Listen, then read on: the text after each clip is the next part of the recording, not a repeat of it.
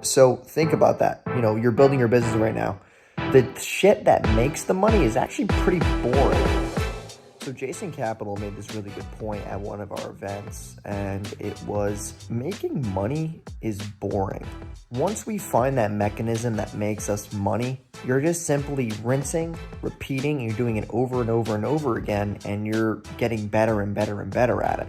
And when you're able to rinse and repeat, you're able to scale with better consistency. And that's just how you make more and more money. But the shit that makes the money is actually pretty boring. There's a lot of things that he said that he doesn't even want to do, but he kind of has to because it makes him money. It builds his business. It allows him to scale. There's just a lot of boring shit too in my business that I don't want to do. So think about that. You're building your business right now. A lot of the things that are actually moving the needle and making you more money and allowing you to profit more or allowing you to maybe get more team members, you're stretching your margins, which allows you to spend more money on things that move the needle, allow you to scale. Are those things actually exciting? Most of the time they're not.